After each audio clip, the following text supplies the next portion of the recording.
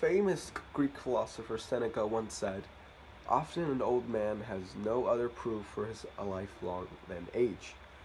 Time is undeniably an asset distributed equally to all, and wasting time is no different from squandering away our life, and that fact we all understand. Then why do people love whiling away doing nothing, especially us young people?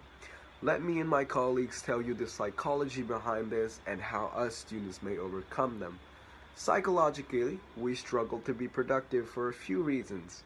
For one, the modern age has hardwired our brains into spending time on inane endeavors like doom scrolling, video games, and even pornography. This floods the brain with feel-good chemicals that get you hooked on doing the task again and again. The internet becomes essentially a freely and widely accessible drug. For another, life today has become so easy that minor setbacks, stresses, and pressures can put you off of doing what needs to be done. Before, our fathers had no such comforts as heating, infinite food and water, laptops, and phones, so the primary focus was on assisting the family by doing what they can just to make ends meet. Finally, we yet remain oblivious to the dangers of wasting our lives. Being able to live for another 50 years seemed like such a long time that many of us don't even bother looking ahead. If only we had a glimpse into a big picture of our future, what a good life we could have and who we were meant to be, maybe we'd be more ardent in trying to work our lives out. That being said, let us talk less about the depressing reality and focus on the hopeful solution with my colleagues. Hello guys, today I will talk about the Pomodoro method, which is an effective way to manage your time. So what is Pomodoro? Pomodoro in Italian is tomato. This technique is related to the tomato clock. As you can see there, it's a counter clock and it's usually used in Italian kitchen. The author of this technique is Francisco Solo.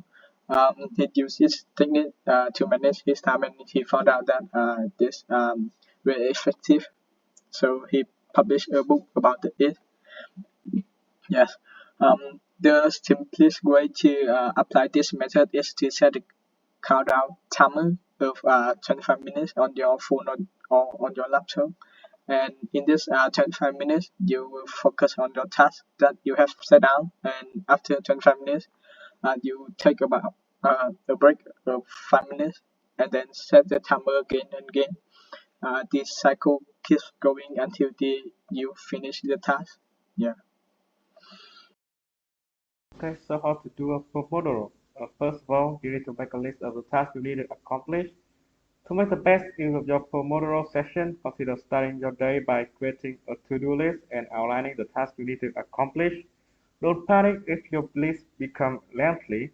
Remember, you're only going to split up your work so that it's more manageable throughout the day. After that, set up a timer for 25 minutes. You don't need to be mimic Cirillo exactly in your tomato-shaped kitchen timer, but to live the complete Pomodoro technique experience. Give a real timer a try. It doesn't matter if you are a virtual or physical timer.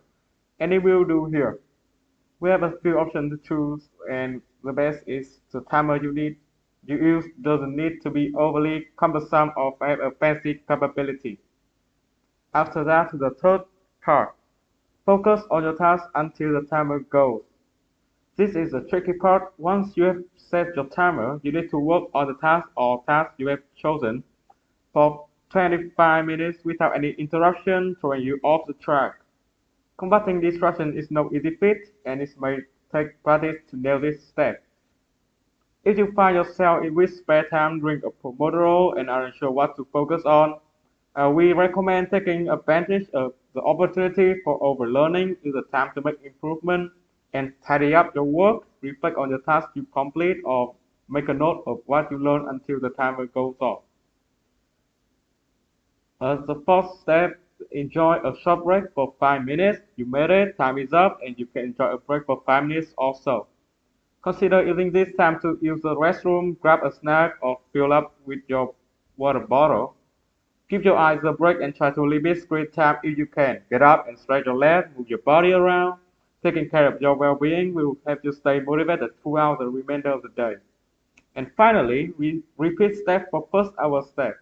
Are you re- and then after every hour of the 5 Pomodoro, enjoy a more extended break. So now we will come to the next part, why the Pomodoro technique works. So you can feel like that this time management skill is too basic and it maybe can't have any effect to us. But well, it will make you have some peer pressures about the time left.